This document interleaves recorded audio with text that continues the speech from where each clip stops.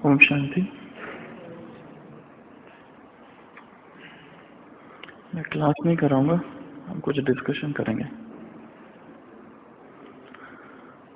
एक प्रश्न है कि बाबा बार बार क्यों कहते हैं हमको कि विचार सागर मंथन करो? क्या आंसर है इसका? क्या निकलता है? मक्खन निकलता है। और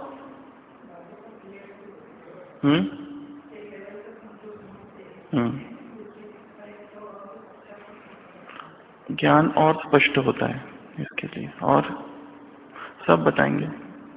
क्लास तो कराना नहीं है, हम डिस्कशन करेंगे थोड़ा। और खुशी का पारा चढ़ता है। और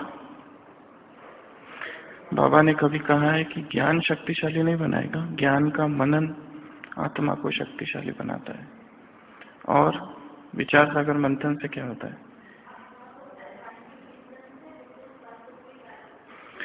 बाबा ने कभी अव्यक्त वाणी में कहा है कि शक्तिशाली हम जो बनते हैं वो भोजन खाने से नहीं, उसको हम कितना हजम कर रहे हैं उससे हम शक्तिशाली बनते हैं। और विचार सागर मंथन से क्या होता है? ज्ञान तो इतना बाबा ने सुना दिया, स्पष्ट है, फिर भी बाबा कहते हैं विचार सागर मंथन करो। क्यों? और व्यर्थ से मुक्त हो जाते हैं। और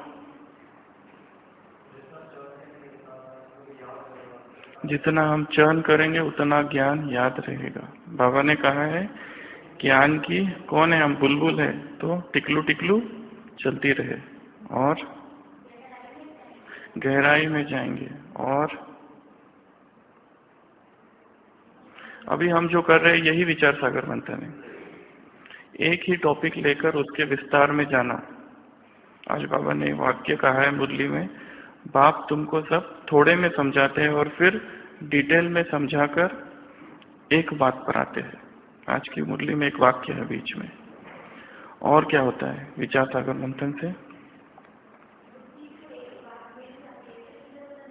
यहाँ वहां भटकना बंद हो जाता है। बाबा ने कहा है गाय जो होती है वो क्या करती है? खाकर उगारती है। जो गाय उगारती नहीं है उसको बीमार कहा जाता है। तो जो बच्चे विचार सागर मंथन नहीं करते वो गोया क्या है? बीमार है ना। बाबा ने साकार में कभी कहा है कि जिस तरह गाय उगारती है उस तरह तुम बच्चों को भी ज्ञान का विचार सागर मंथन करना है। विचार सागर मंथन से ज्ञान स्पष्ट होता है, ज्ञान की गहराई में जाते हैं, वो ज्ञान व्यवहारिक होता है। बाबा की बहुत सारी बातें हमको पता है परंतु वो अभी तक व्यवहार में नहीं आई है, तो वो बातें व्यवहार में आती है। दूसरा, वो हम दूसरों को समझा सकते हैं। जो बात हमको स्पष्ट है वो हम दूसरों को समझा सकते हैं। तो ये तो हुआ विचार सागर मंथन क्यों करना है। दूसरा प्रश्न है विचार सागर मंथन कब करना है? कब करना है? बाबा ने कहा सवेरे सवेरे विचार सागर मंथन करो। क्यों?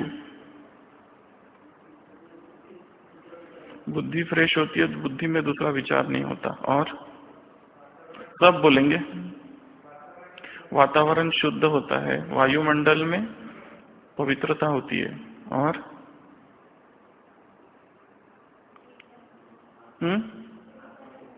फ्री टाइम भी होता है। ब्राह्मणों के पास अमृत वेले के बाद जितना समय है उतना संसार में किसी के पास भी नहीं है। सही बात है।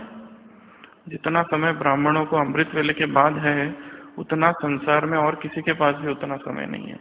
तो अमृत वेले के बाद का समय या अमृत वेले का समय विचार सागर मंथन करने के लिए है।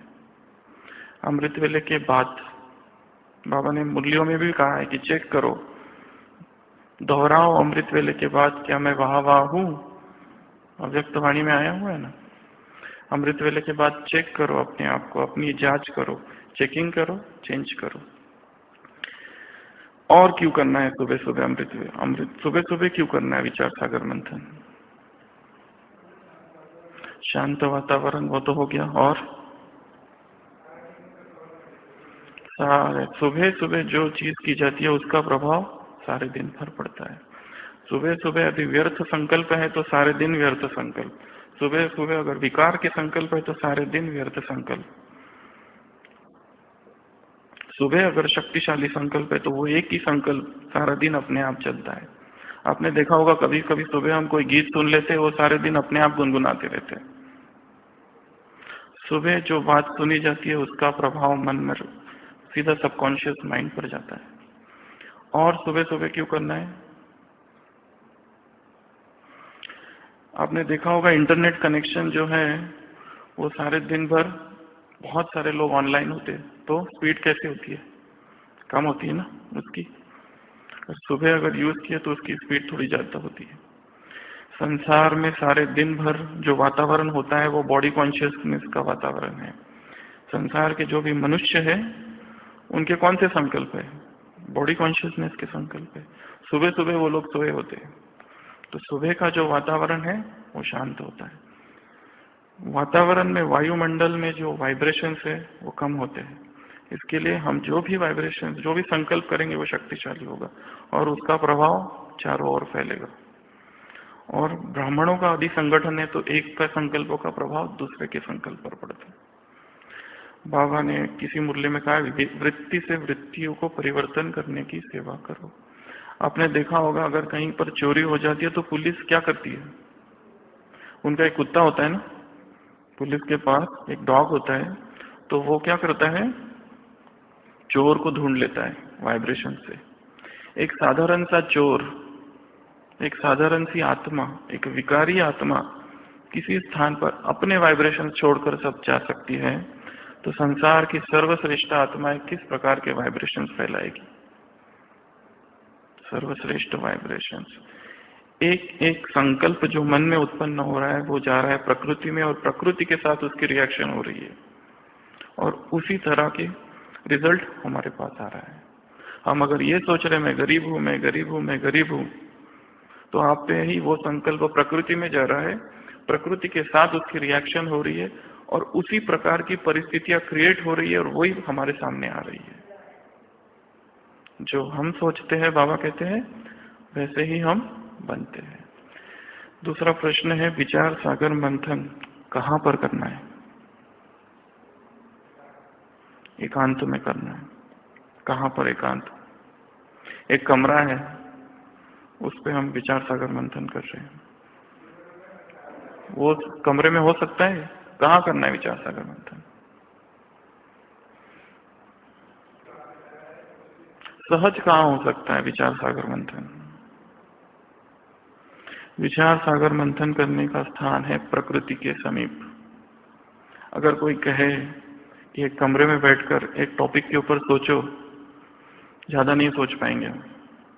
पर यदि कोई कहे कि किसी नदी के पास बैठकर सोचो, किसी पहाड़ियों के ऊपर सोचो, किसी गार्डन में सोचो, ऐसे स्थान पर सोचो कि जहां संपूर्ण एकांत है, जहां आवाज नहीं है, वहां पर अपने आप बुद्धि खुलती है।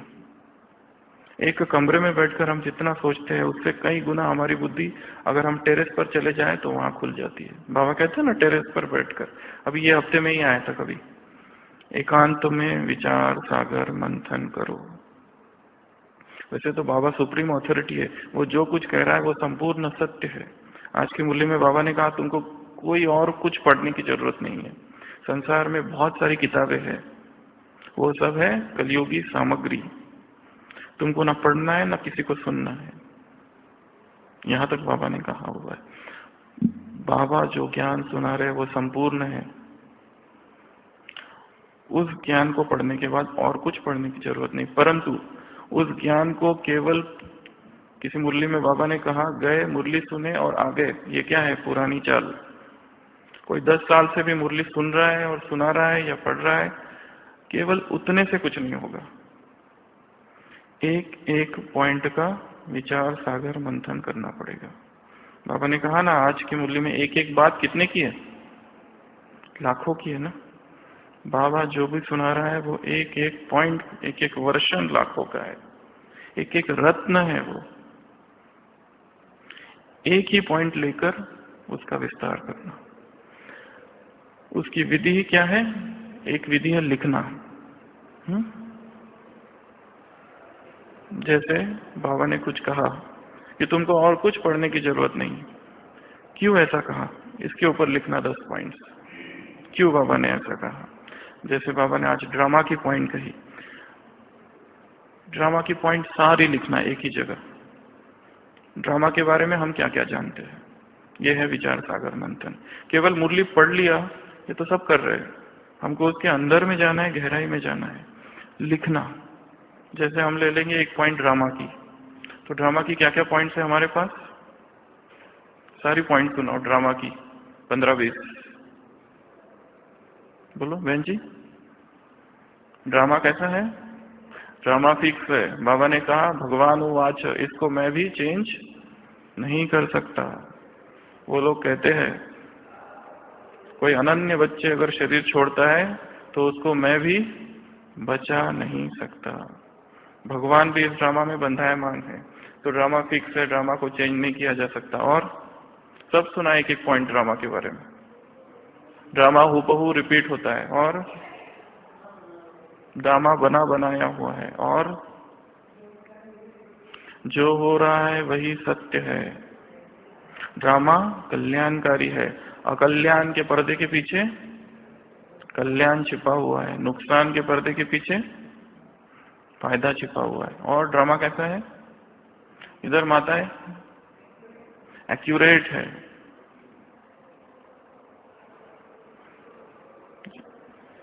इस ड्रामा में कोई भी गलती नहीं है। निर्वीर भाई कहते हैं ना कि बहुत सारे ड्रामा थे 10-12 बाबा के पास, उसमें से ये चुना बाबा ने क्योंकि ये एक्यूरेट था, सबसे परफेक्ट ये था। इससे और एक्यूरेट और कोई ड्रामा नहीं है। और बस इतना ही बहुत है ड्रामा के पॉइंट। हाँ, हर एक का पार्ट फिक्स है, इसमें बदली सदली नहीं हो सकती, इसमें चेंज नहीं हो सकता है, एक सेकंड का भी फर्क नहीं पड़ सकता है। ड्रामा परिवर्तनशील है। और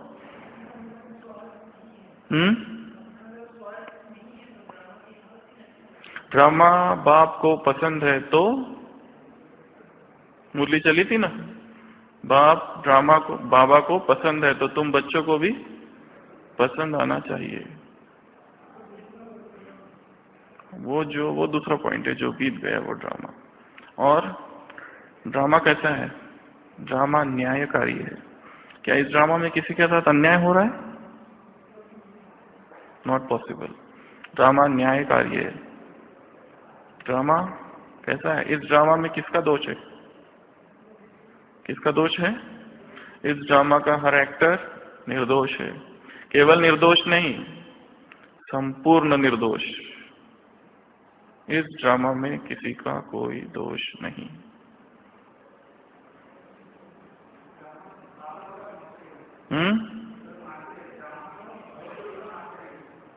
जी, ड्रामा को कोई भी बदली नहीं कर सकता। एक ही पॉइंट लेकर उसके ऊपर लिखना।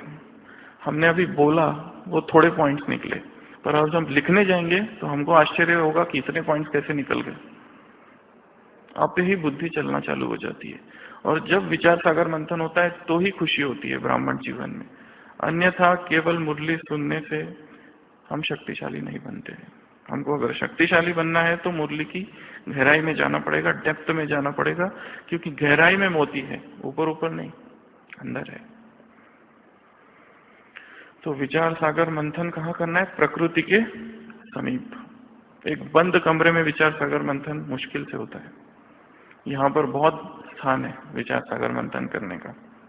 जितना विचार सागर मंथन यहाँ हो सकता है शायद और कहीं जगह नहीं हो सकेगा जितना यहाँ होता है। और बाबा ने आज की मुरली में क्या कहा? आज की मुरली की पॉइंट्स जो भी याद है जिसको भी, और जो भी बाबा ने कहा कुछ कुछ पॉइंट्स हमको याद रखनी है, मेमोराइज करनी है। क्योंकि अगर हमको याद है तो ही तो परिस्थिति के समय याद आएगी। अगर हमको वैसे ही याद नहीं तो परिस्थिति के समय याद नहीं आएगा। और क्या बोला बाबा ने? संघ से संभाल करनी है। ब्राह्मण जीवन में संघ किसका करना है? हम संसार की बात नहीं कर रहे हैं, ब्राह्मण जीवन में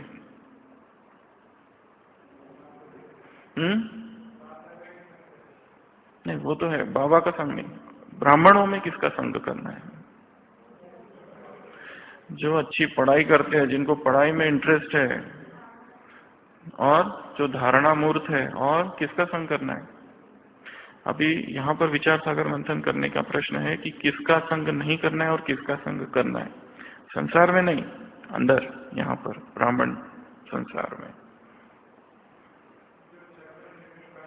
जो व्यर्थ बातों में होते हैं उनका संग नहीं करना है। दादी, जानकी दादी इनको क्या कहती है? गप्पे ग्रुप।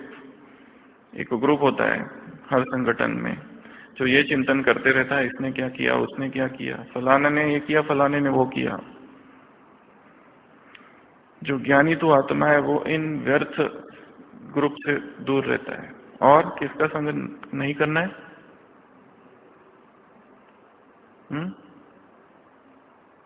किसका संग नहीं करना है या किसका संग करना है? दोनों पॉइंट बता सकते हैं।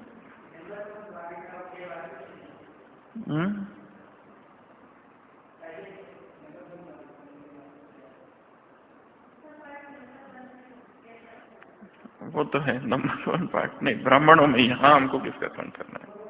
जिनको पुरुषार्थ में इंटरेस्ट है, जिनको मुरली के डिस्कशन में इंटरेस्ट है, जिनको ज्ञान की बातों में इंटरेस्ट है, जिनको योग में इंटरेस्ट है,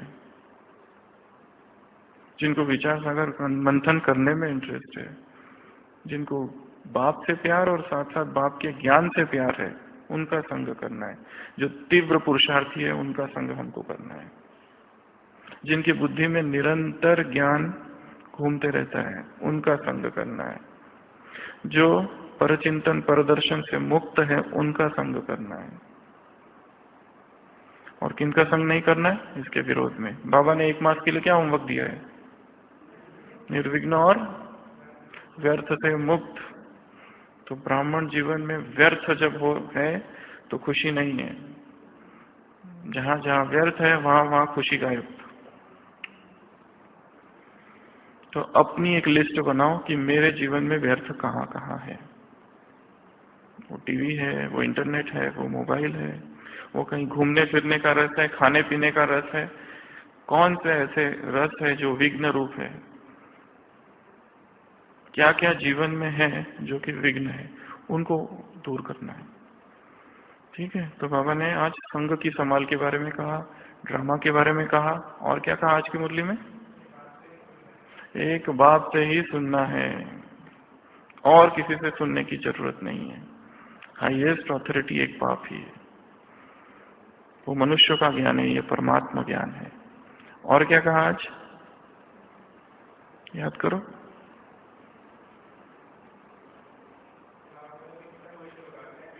मैं कुछ नहीं कर सकता, भगवान उवाच। मैं किसी को ठीक नहीं कर सकता। भगवान क्या क्या नहीं कर सकता, ये विचार सागर मंथन का पॉइंट है। बोलो क्या क्या नहीं करता है वो? देखो, उसमें बाबा में मुरलियों में बहुत बार विरोधाभास आएगा। बाबा कभी कहते मैं जानी जानन हार नहीं हूं, कभी कहते मैं निराकार सब कुछ जानता हूं। बहुत सारी ऐसी बातें हैं। बाबा की मुरली की एक पॉइंट को समझने के लिए बहुत सारी मुरलियों का आधार चाहिए। उसी सब्जेक्ट के बारे में बाबा ने अगली 10-15 मुरलियों में क्या कहा हुआ है, तब वो आज की मुरली की पॉइंट समझ में आएगी। केवल एक मुरली की एक पॉइंट लेकर उसको समझ नहीं सकते, उसी पॉइंट के बारे में। क्योंकि मुरलियां जो चल रही है साकार, वो देश काल परिस्थिति अनुसार चल रही है। किस तरह के बच्चे, कभी कभी बाबा कहते हैं कि तुम अगर ब्रह्मा को याद नहीं करोगे, तुम बिना ब्रह्मा के थ्रू शिव बाबा तक नहीं पहुंच सकते। कभी बाबा ने कहा है साकार में ही, अगर मम्मा बाबा को याद किया, अगर माँ की याद में शरीर छोड़ा तो सीधा दुर्गति को पाओगे। साकार महावाक्य है बाबा के। मम्मा बाबा के फोटो भी रखो तो दुर्गति को पाओगे। जैसे बच्चे सामने बैठे उस अनुसार साकार मुरली चल रही है। कभी बाबा कहते हैं विदाउट ब्रह्मा तुम शिव बाबा तक आ ही नहीं सकते। दोनों पॉइंट है उसमें। तो बाबा ने आज का जो मुझे जो विचार सागर मंथन करने का पॉइंट लगा, वो लगा बाबा क्या क्या नहीं कर सकते। बाबा ने आज की मुरली में कहा कि अनन्य बच्चा शरीर छोड़ता है तो मैं उसको बचा नहीं सकता, एक। दूसरा, और क्या क्या नहीं कर सकता वो? बाबा कहते मैं, माताएं कहती है ना हमारे पति का बुद्धि का ताला खोलो। बाबा कहते मैं तुम्हारे पति की बुद्धि का ताला खोलने नहीं आया हूं। और ब्रह्मा कहते हैं मुझे खांसी आती है, तो बाबा क्या कहते हैं, मैं तुम्हारी खांसी ठीक करने थोड़ी आया हूँ, मैं तो ज्ञान सुनाने आया हूँ। और क्या, कोई बीमार पड़ता है तो बाबा क्या कहते हैं, मैं तुम्हारी बीमारी ठीक करने नहीं आया हूँ, मैं पतितों को पावन बनाने आया हूँ। किसी के धंधे में नुकसान होता है तो बाबा कहते हैं ना, आपने मूल्यों में सुना है, मैं तुम्हारा धंधा ठीक करने नहीं आया हूँ, मैं पतितों को पावन बनाने आया हूँ। और ये है विचार सागर मंथन।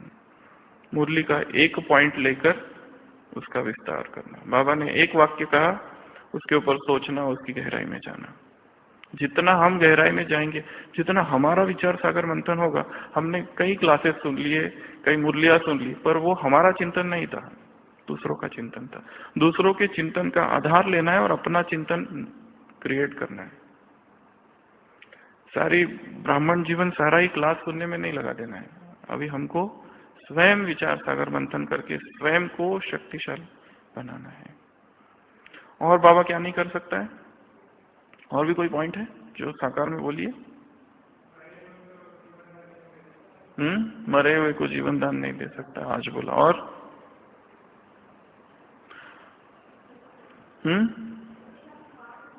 बाबा किसी का भी पार्ट चेंज नहीं कर सकता, चाहे कैसा भी हो, कोई कितना भी खराब पार्ट है। बाबा, गॉड डजंट इंटरफियर इन कर्म फिलॉसफी।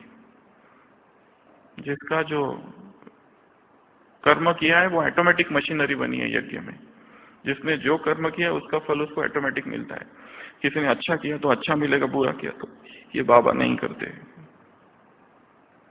भक्ति में कहते हैं ना, कर्म प्रधान विश्व करी राखा, जो जैसा करई तो तस फल चाखा। ऑटोमेटिक मशीनरी बनी हुई है। वरदान में क्या बोला बाबा ने आज? संगठन के बारे में कहा ना, कल का वरदान भी संगठन के बारे में था। स्नेही बनकर रहना है, इतना न्यारन मत बन जाना। ये मत सोचना कि हमारा हिसाब किताब बन जाएगा, हम फंस जाएंगे। रहना इसी संगठन में है। सबसे बेस्ट स्थान कौन सा है हमारे लिए रहने का? जहां हम हैं। सबसे बेस्ट टाइम यही है। बाबा ने एक मुरली में कहा है, ना स्थान बदलेगा, ना व्यक्ति बदलेंगे, ना परिस्थिति बदलेगी। जहां तुम हो, जिस स्थान पे हो, उसी स्थान पे रहकर, उन्हीं व्यक्तियों के बीच रहकर और उसी परिस्थिति में संपूर्ण बनना है। अगर तुमको सब अनुकूल मिल गया, जैसा चाहिए, शायद तुम संपूर्ण नहीं बन पाओगे। संपूर्ण प्रतिकूल परिस्थितियों में बना जाता है। जहां विरोध हो वहां संपूर्ण बना जाता है। जहां सब कुछ अच्छा है वहां संपूर्ण बनने का कोई ये नहीं है। और हमारे जो संगठन में वो सब कौन आए हैं? आसपास की आत्माएं, जो हमारे जन्म जन्म के जिनसे हमारा हिसाब किताब है वही आए ना। हमारे फ्रेंड सर्कल में कौन है? जन्म जन्म की जिनसे दुश्मनी है वही आ गए सारे। बराबर है कि नहीं? बाबा ने कहा है, ब्राह्मणों के हिसाब किताब ब्राह्मणों के द्वारा ही चुकतू होंगे। संसार वालों के साथ हिसाब किताब नहीं है ब्राह्मणों के। ब्राह्मणों के हिसाब किताब ब्राह्मणों के द्वारा ही चुकतू होंगे। इसके लिए अमृत वेला एक प्रयोग करना है। जैसे अमृत वेला खत्म होता है, उस समय या फरिश्ता रूप में अपने सामने दो दृश्य बनाने हैं। बहुत सारी आत्माओं को इमर्ज करना है कि जिन आत्माओं को हमने जन्म जन्म दुख दिया है, सताया है। कहीं जन्म में हम कहीं राजा होंगे, वो किसी दूसरे, क्योंकि देवी देवता धर्म की आत्माओं एक साथ चलती आ रही है। बाबा ने कहा ना, 21 जन्म ये परिवार चलने वाला है, इसी परिवार में तुमको रहना है। इससे तुम न्यारे हो कि कर्म सन्यासी के संस्कार अपने अंदर नहीं डालो। तो उन आत्माओं को इमर्ज करना है जिनको हमने बहुत सताया है, बहुत दुख दिया है, और उनसे क्या करना है? क्षमा याचना करना है, माफी मांगनी है। वो सारी ब्राह्मण आत्माएं ही होंगी, संसार की आत्माएं कम होगी, क्योंकि हमारे सारे हिसाब किताब ब्राह्मण आत्माओं के साथ है। तो उन आत्माओं को इमर्ज करना जिनको हमने सताया और उनसे माफी मांगना, और दूसरी तरफ उन आत्माओं को इमर्ज करना किनको? जिन्होंने हमको सताया, दुख दिया, शायद हमारी मृत्यु के कारण बने वो किसी जन्म में, तो उनको बिना किसी शर्त के क्या करना? क्षमादान। ये 2 काम अमृत वेले करना है। उन सब आत्माओं को इमर्ज करो जिन्होंने हमको दुख दिया है, उनको क्षमा। उन सब आत्माओं को इमर्ज करो जिनको हमने दुख दिया है, उनसे माफी मांगना कि हे आत्मा, उनसे बात, बाबा ने कहा है अव्यक्त वाणी में, आत्माओं को इमर्ज करो, आत्माओं से रूरियान करो, आत्माओं से वार्तालाप करो, आत्माओं को आह्वान करो। एक दूसरा ये भी प्रयोग है, यहाँ पर जितने भी लोग आते हैं, हर सुबह एक एक्सपेरिमेंट ऐसा करो कि आज सुबह से लेकर शाम तक जो भी आत्माएं यहाँ आने वाली है, उन सब को इमर्ज करो और उन सब से बातें करो कि ये वही स्थान है। कौन सा? ये वही परमात्मा का स्थान है जिसे तुम ढूंढ रहे हो। इसके लिए यहाँ पर आ जाओ। ये हम जो कर रहे हैं अपने लिए कर रहे हैं, उनके लिए तो कर ही रहे, पर सबसे ज्यादा हम अपने लिए कर रहे हैं। ये सकाश देना जो है, जिनको सकाश दे रहे उनका तो फायदा है, पर उनसे ज्यादा हमारा फायदा है। हाँ,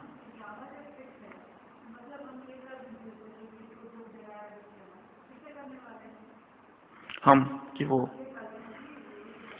तो देखो, ड्रामा शब्द जो है ना, this is the most misuse word in यज्ञ। ब्राह्मण सबसे ज्यादा मिसयूज कौन सा शब्द करते हैं? ड्रामा। ड्रामा कहने का अधिकारी कौन है, ये एक प्रश्न है मेरा। ड्रामा शब्द कौन यूज कर सकता है और कौन नहीं यूज कर सकता? ड्रामा शब्द वही आत्मा यूज करती है जो संपूर्ण देही अभिमानी है, जो एक्यूरेट श्रीमत पर है। इसको, इन आत्माओं को जो तीव्र पुरुषार्थी है, वही शब्द यूज कर सकती है, और वो भी केवल पास्ट के लिए। बस जो हो गया, आगे जो हो रहा है और जो होने वाला है उसके लिए ड्रामा शब्द यूज नहीं करना है। जो हो चुका है उसी के लिए, और यूज कर सकती है केवल तीव्र पुरुषार्थी आत्माएं। सब आत्माएं यूज नहीं कर सकती। हमने गलती कर रहे हैं और हम कह रहे ड्रामा। बाबा कहते हैं ना, भूल होती तो बाप को सुना दो, आधा माफ हो जाएगा। पर बाबा ने यह भी कहा है, इस ड्रामा में माफी नहीं हो सकती। क्षमा शब्द इस ड्रामा में है ही नहीं। जो जिसने किया उसको भोगना ही है। ये तो आप बाबा को सुना रहे हो तो हल्का हो जाओगे, ये दूसरी बात है। जैसे मैंने कहा, देश काल परिस्थिति अनुसार मुरली चल रही है। किसी ने बहुत बड़ी गलती कर ली और उसको रियलाइज हो गया तो वो सुना दिया तो उसका माफ हो जाएगा। पर कोई गलती कर रहा है, बाबा को सुनाता है, वापस गलती करता है, वापस सुनाता है, वापस गलती करता है, वापस सुनाता है। माफी तो इस ड्रामा में नहीं हो सकती। जो कुछ किया है वो भोगना पड़ेगा।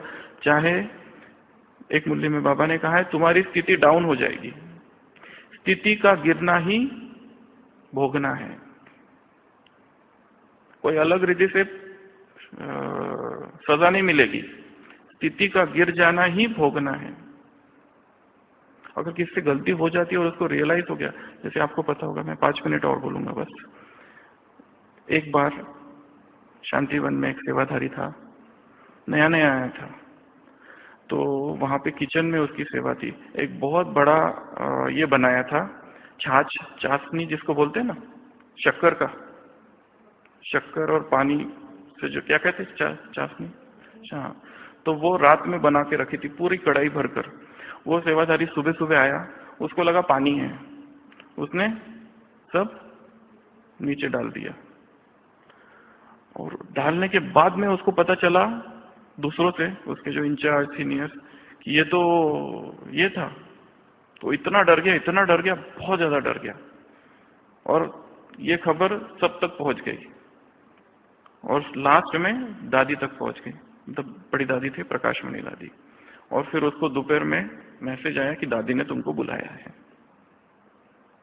वो इतना डरा हुआ था, अंदर से इतना डरा हुआ था कि कितना सारा नुकसान हो गया उसके वजह से। पर उसको इतनी अपनी मिस्टेक बहुत डीपली रियलाइज हो गई थी। दादी ने उसको बुलाया कॉटेज में। दादी ने कहा, आओ बच्चे बैठो। उससे पूछा, तुमने नाश्ता किया? और उसको दादी ने टोली दी बस, और भेज दिया। जिसको पहले ही रियलाइज हो गया उसको और कुछ कहने की जरूरत नहीं। तो ये तो एक ड्रामा की पॉइंट थी यज्ञ की।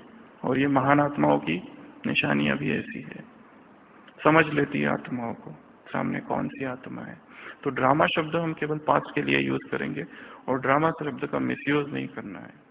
जो भी हमने कुछ पाप किए हैं ब्राह्मण जीवन में, अज्ञान का छोड़ दो, बाबा ने कहा है ब्राह्मणों को 63 जन्म के पाप को चुकता करने में उतना समय नहीं लगता जितना ब्राह्मण बनने के बाद किए हुए पापों को भस्म करने में लगता है, क्योंकि अज्ञान में एक का 1 गुना दंड है और ज्ञान में आने के बाद 1 का 100 गुना दंड है। और दंड क्या है?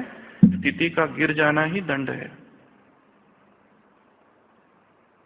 उमंग उत्साह खत्म हो जाना ही दंड है, खुशी गायब हो जाना ही दंड है। और वो कोई भगवान नहीं देता, ड्रामा अपने आप देता है। तो बाबा का राइट हैंड बनो, लेफ्ट हैंड नहीं, ये आज का स्लोगन है। तो कल की जो मुरली चलेगी उस पर सारे दिन भर बीच बीच में विचार सागर मंथन करना, बीच बीच में उसको पढ़ते रहना और उसके ऊपर लिखना, उसको रिवाइज करना, ये ब्राह्मणों का कर्तव्य है। एक मुरली में बाबा ने कहा ज्ञान की चर्चा करना ये ब्राह्मणों का कर्तव्य है, कर्तव्य है ये। जैसे संडे की मुरली में भी था ना, विश्व कल्याण हमारा कर्तव्य है, ड्यूटी है और कर्म भी है, धर्म भी है। तो ज्ञान की चर्चा करना, वारे में ब्राह्मण आत्मा किताब है, उसमें ब्राह्मणों के कर्तव्य लिखे हैं 14, उसमें से 14वां जो कर्तव्य है वो बाबा ने लिखा है उस किताब में। बाबा के ही महावाक्य है कि ज्ञान की चर्चा करना ये ब्राह्मणों का कर्तव्य है। तो ज्ञान की एक दूसरों के साथ चर्चा करते रहना है, तो ज्ञान बुद्धि में फ्रेश रहेगा, नहीं तो ज्ञान उड़ जाता है। अच्छा, ओम शांति।